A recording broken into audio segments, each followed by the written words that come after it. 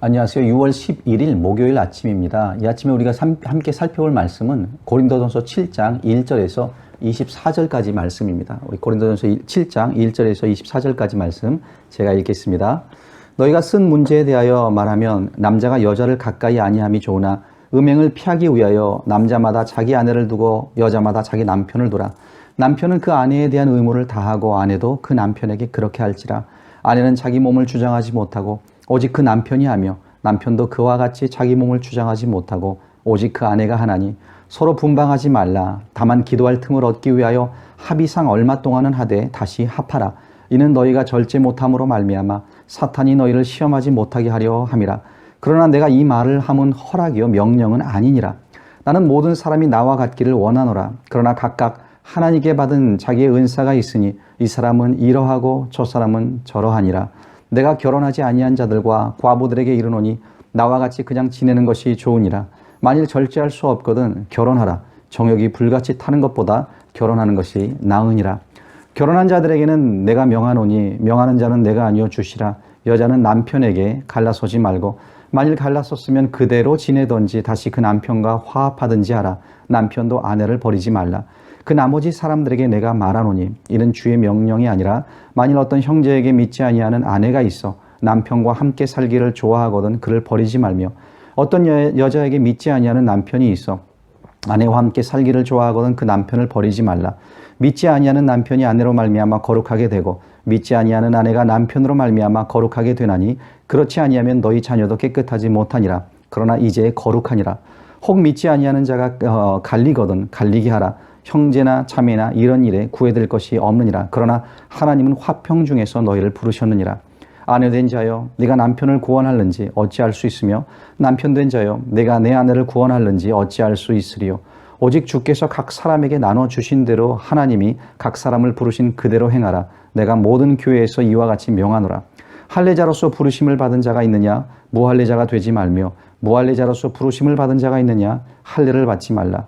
할례 받는 것도 아무것도 아니요 할례 받지 아니하는 것도 아무것도 아니로되 오직 하나님의 계명을 지킬 따름이니라.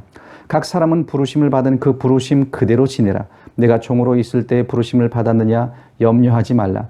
그러나 내가 자유롭게 될 수 있거든 그것을 이용하라. 주 안에서 부르심을 받은 자는 종이라도 주께 속한 자유인이요 또 그와 같이 자유인으로 있을 때 부르심을 받은 자는 그리스도의 종이니라.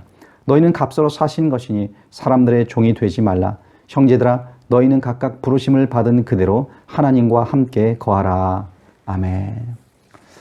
네, 앞에서 우리가 살펴본 것처럼요, 이 당시 고린도 교회 안에는 이 영지주의를 바탕으로 한 이원론적인 사상을 갖고 있는 사람들이 있었습니다.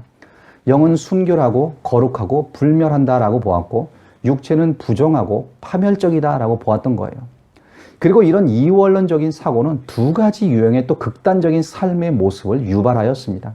하나는 쾌락주의였고요. 또 하나는 금욕주의였습니다. 어차피 육체는 악하고 없어질 것이기 때문에 아무렇게나 해도 된다라고 생각했던 사람들은 이 쾌락주의에 빠졌습니다. 그런데 반대로요. 육체는 악하고 죄를 사모하는 경향을 가지고 있으니까 모든 육체적인 욕망과 활동을 금해야 된다라고 생각해서 또 금욕주의로 빠지는 사람들도 있었던 거예요. 우리가 앞에서 살펴본 5장 또 6장의 말씀들은 이 쾌락주의를 겨냥해서 주신 말씀입니다. 그리고 오늘 7장에서는요, 반대로 이 금욕주의를 향하여 주시는 말씀이 나오고 있습니다. 1절인데요. 1절에 보시면 너희가 쓴 문제에 대하여 말하면 남자가 여자를 가까이 아니함이 좋으나. 자, 이 말씀은 얼핏 보면 바울이 자신의 생각을 말하는 것처럼 보일 수 있는데 그런데 사실요, 여기 남자가 여자를 가까이 아니함이 좋다라는 이 생각을 가진 사람들은 고린도 교회 안에 있었던 거예요. 그 사람들은 이 금욕주의라는 그런 사상을 가지고 남자가 여자를 가까이 함이 좋지 않다라고 말을 했고 그것에 대해서 사도 바울에게 질문을 했던 겁니다. 자, 지금 그 문제를 놓고 고린도 교회가 바울에게 편지를 썼는데 이 금욕주의자들은 육은 악하고 더러운 것이니 금욕함으로써 죄의 문제를 해결할 수 있다라고 생각을 했어요.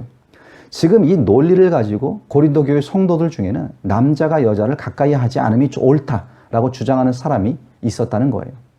그런데 문제는요, 그 대상이 뭐 일반 독신 남녀가 아니라 이미 결혼한 부부에게 그렇게 했다는 겁니다. 자, 결혼을 했더라도 이혼을 하든지 아니면 일절 부부 관계를 갖지 말라라는 거죠. 너무 극단적인 금욕주의였습니다. 이들에게 사도 바울은 다음과 같이 답을 합니다. 2절인데요. 음행을 피하기 위하여 남자마다 자기 아내를 두고 여자마다 자기 남편을 두라. 이 금욕주의에 빠져서 남편과 아내를 멀리하지 말고 곁에 두라는 거예요. 남편과 아내에서 멀어질 때 이 음행의 유혹이 더 강하게 다가온다는 겁니다. 자, 그런데 이 말씀을요, 우리가 단순히 음행을 피하기 위해서 결혼해야 된다라는 식으로 이해를 해서는 안 됩니다.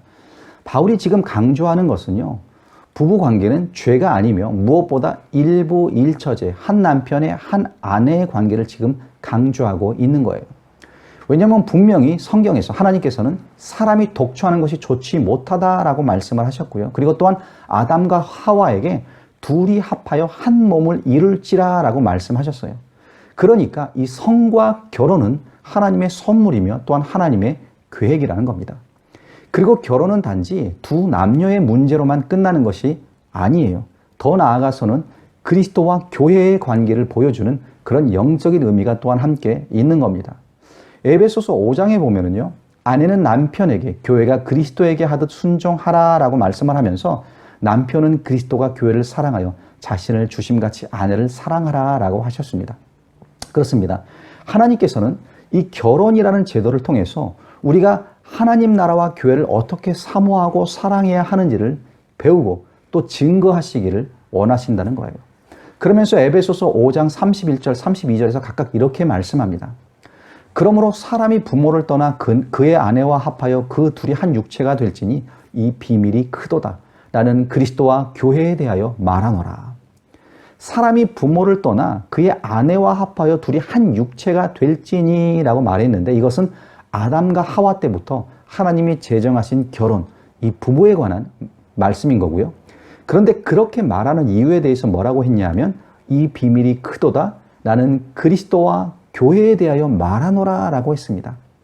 남편과 아내에 대해서 이 부부관계에 대해서 말하고 있는데 그것이 단지 수평적인 그런 남녀의 관계만을 언급한 것이 아니라 그 부부관계에 담겨있는 비밀, 그리스도와 교회에 관한 이 수직적인 관계에 대해서도 말한 것이다 라는 겁니다. 좀 이해하기 어려울 수 있는데요. 쉽게 이야기하면 이런 거예요. 부부관계는 남녀의 문제만이 아니라는 겁니다. 하나님이 제정하신 이 결혼이라는 제도는 아담과 하와에서 시작을 했지만 결국 그리스도와 교회의 사랑 이야기로 결론이 난다라는 거예요.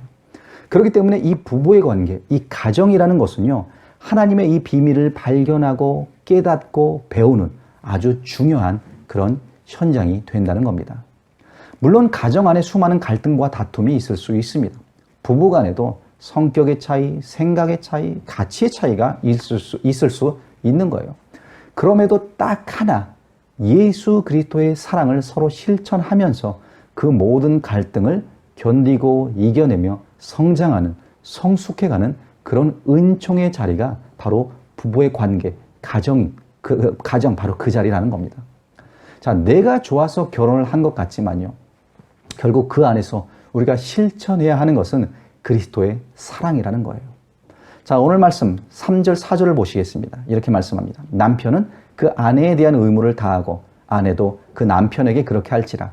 아내는 자기 몸을 주장하지 못하고 오직 그 남편이 하며 남편도 그와 같이 자기 몸을 주장하지 못하고 오직 그 아내가 하나니. 남편은 아내에게, 아내는 또 남편에게 감당해야 해야 할 의무가 있다는 거예요. 서로 그 의무를 다 하라는 겁니다. 자, 여기서 중요한 것은요.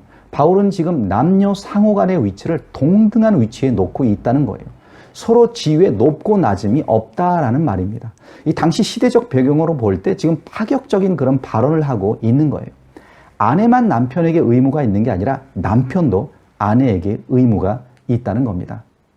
물론 기도하기 위해서 잠시 분방을 할 수 있지만 잠시 부부의 의무를 미뤄둘 수는 있지만 사탄이 시험하지 못하게 음행에 빠지지 않게 하기 위하여 부부가 합하라, 함께하며 서로의 의무를 다하라고 또한 5절에서 말씀하고 있습니다.